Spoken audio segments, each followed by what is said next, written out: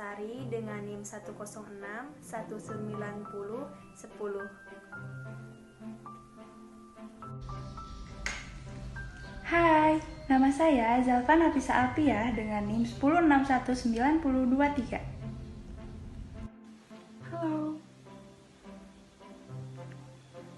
Saya Anita Troktavia, NIM 1061924.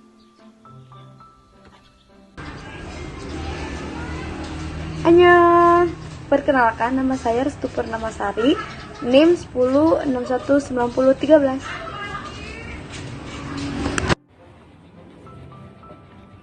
Halo, nama saya Faud Nilson Tuani Sabora, NIM 1061921.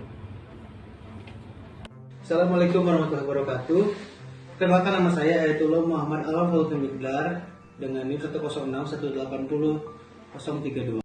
Hai, perkenalkan nama saya Malaka Raza Manuk, NIM 1061906.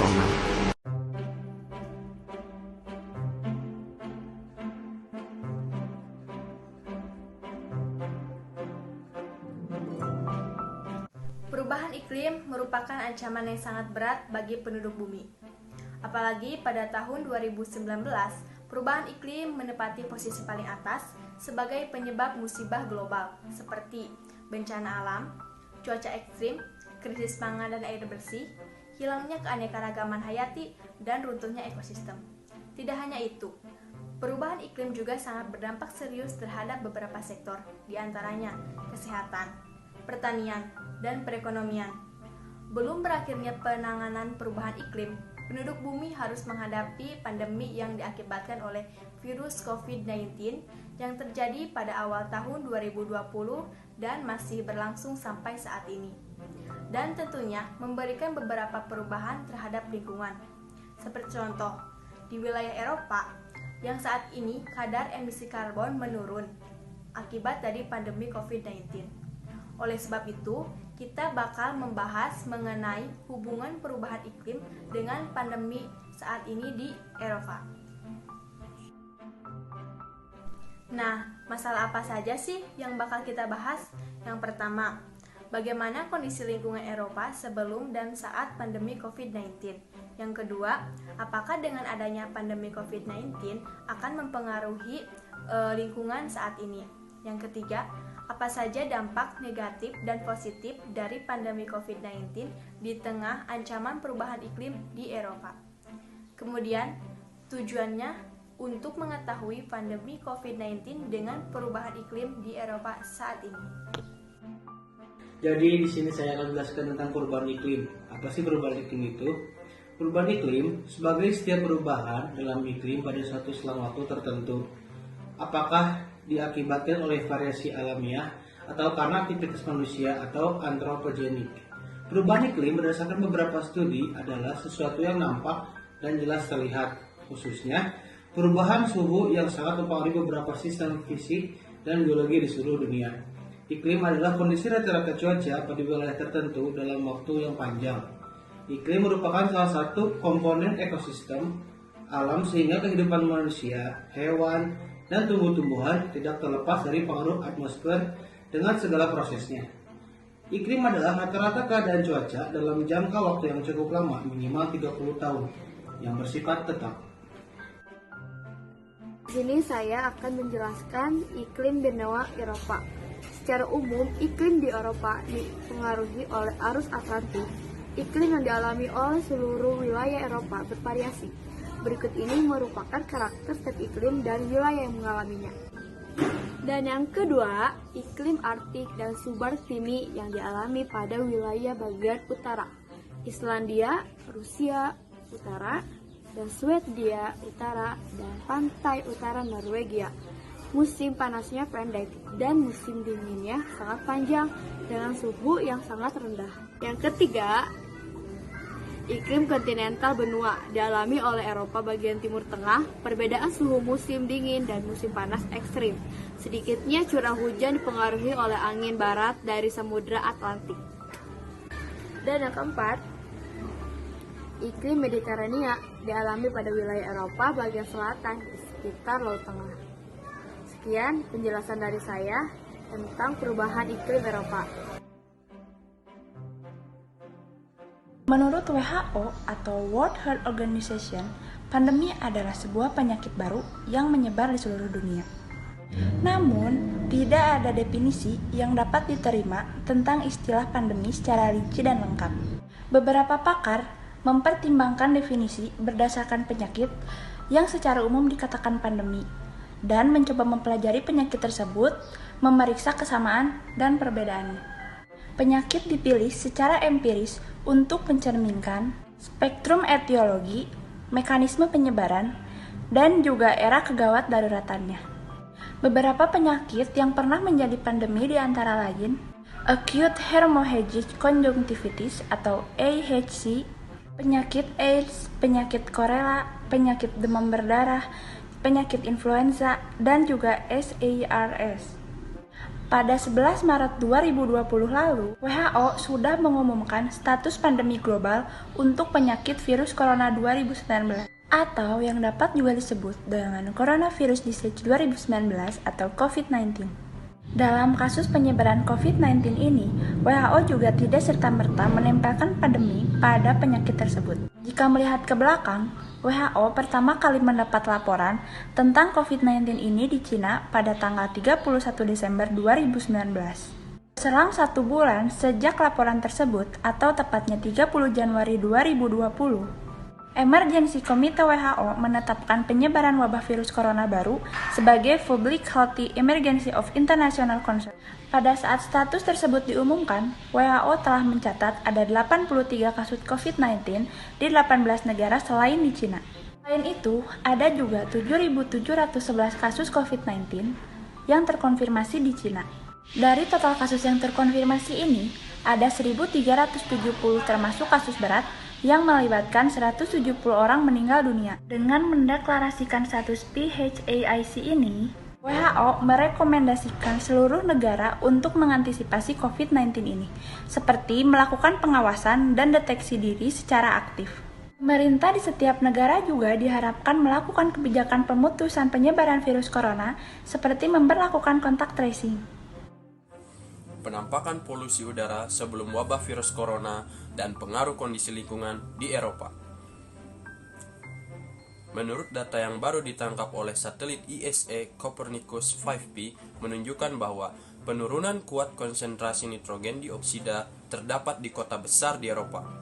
Perubahan jumlah NO2 di atmosfer yang sangat mencolok berada di kota Paris, Milan, dan Madrid. Pandemi ini juga memicu sebagian besar negara di Eropa memberlakukan lockdown, sehingga mengakibatkan penampakan polusi udara di Eropa menurun. Copernicus telah memetakan tingkat polusi udara di seluruh Eropa sejak wabah COVID-19 dan menemukan penurunan yang signifikan. Bertepatan dengan diterapkannya lockdown, polusi di beberapa kota Eropa pada tahun 2019, menurut Daily Mail ESA, gambar ini menunjukkan bagaimana kondisi cuaca dan polusi pada saat sebelum pandemi COVID-19 muncul.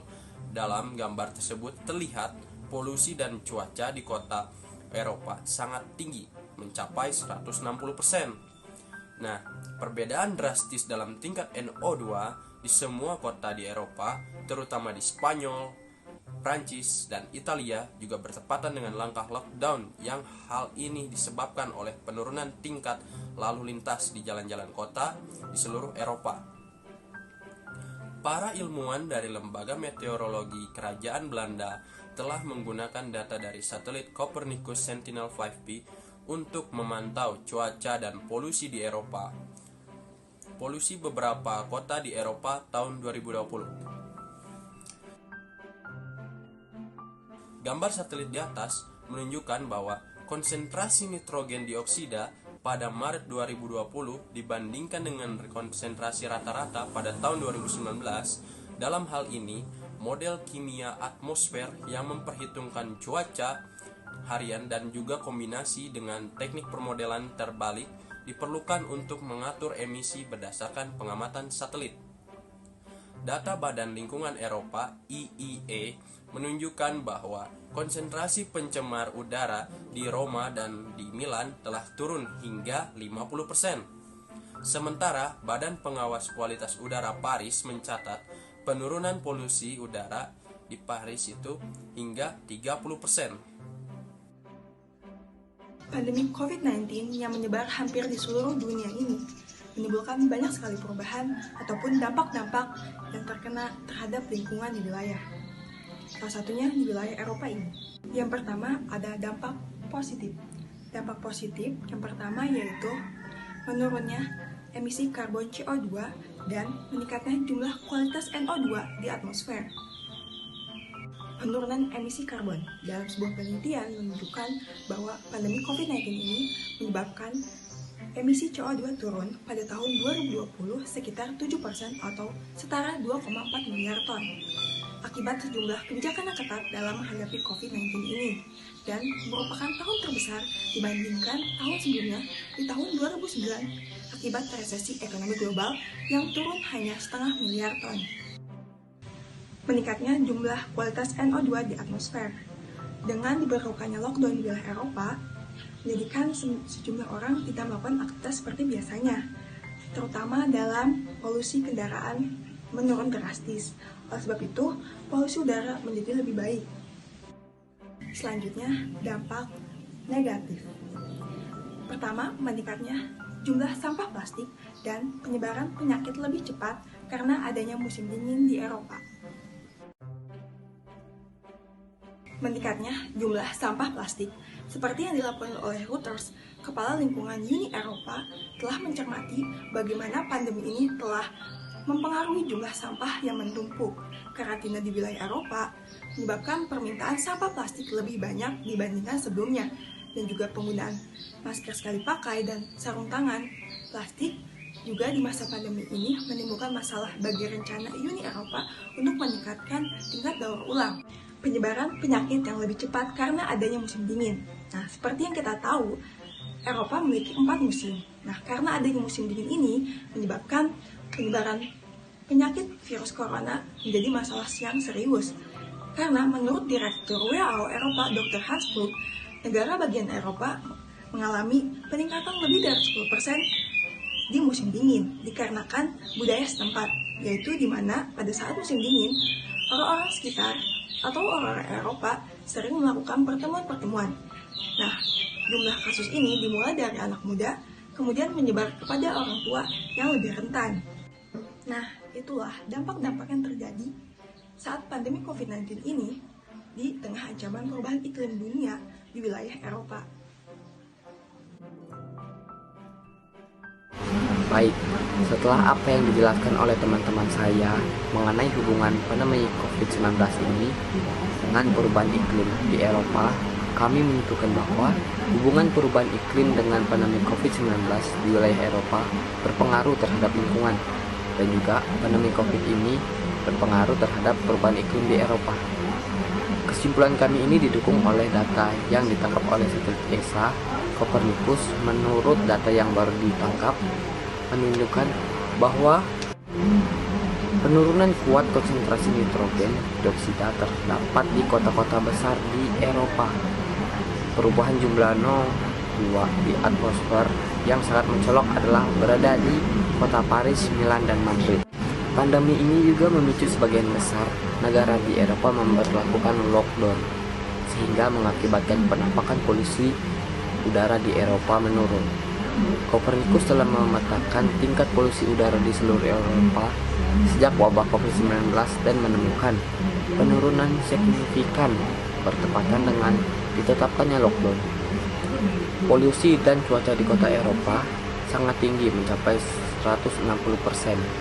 Perbedaan dramatis dalam tingkat NO2 di semua kota di Eropa, terutama di Spanyol, Prancis, dan Italia, yang juga bertepatan dengan langkah lockdown. Hal ini disebabkan oleh penurunan tingkat lalu lintas di jalan-jalan kota di seluruh Eropa. Para ilmuwan dari lembaga meteorologi kerajaan Belanda. ANMI telah menggunakan data dari satelit Copernicus Sentinel-5P untuk memantau cuaca dari polusi di Eropa. Konsentrasi nitrogen dioksida pada Maret 2020 dibandingkan dengan rata-rata konsentrasi pada tahun 2019. Dampak negatifnya juga menyebabkan meningkatnya jumlah sampah plastik dan perubahan iklim mempengaruhi penyebaran penyakit dan lebih cepat seperti adanya musim dingin yang terjadi di Eropa. Rutin berolahraga dan istirahat yang cukup. Lupa untuk memperbanyak mengkonsumsi makanan-makanan yang bergizi.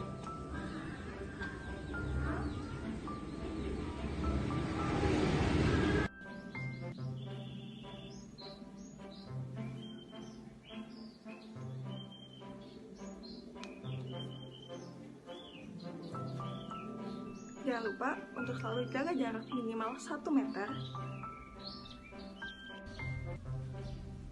Jangan lupa pakai masker ya. Jangan lupa rutin cuci tangan ya.